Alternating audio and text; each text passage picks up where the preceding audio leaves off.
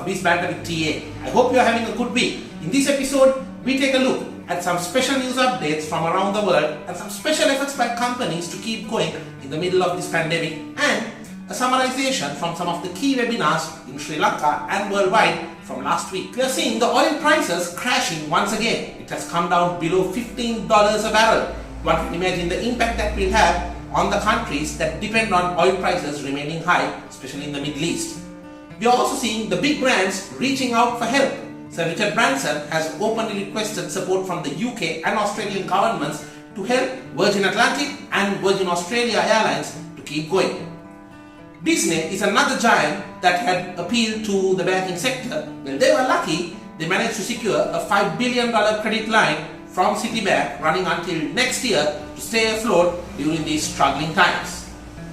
Some of the big companies in the world, such as LVMH, Louis Vuitton Moet Hennessy, which is very popularly known for all their cosmetics and the luxury brands, they are adapting to the current situation where they have started producing hand sanitizers and many other sanitary products for the market.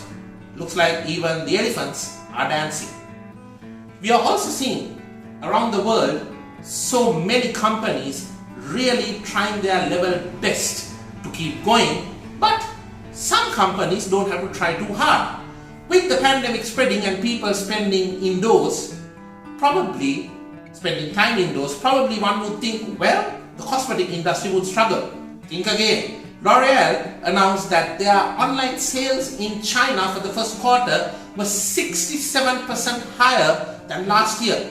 Probably people staying indoors has given them more time to take a good look at themselves in the mirror. Now that's a good lesson for the other countries too, where in some countries where the lockdown is still starting up or where it has just started up. Well, assuming that people will not be spending on skincare products and other cosmetics might be a costly mistake.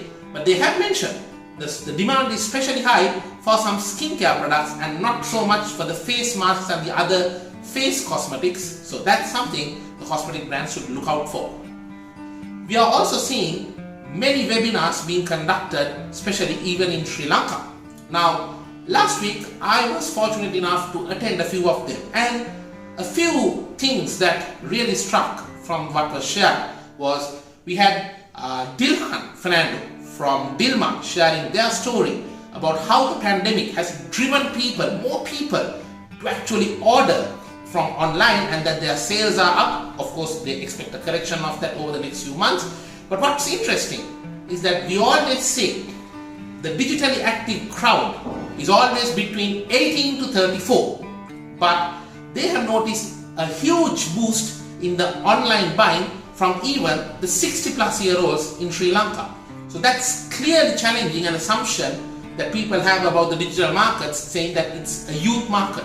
Looks to be not so much.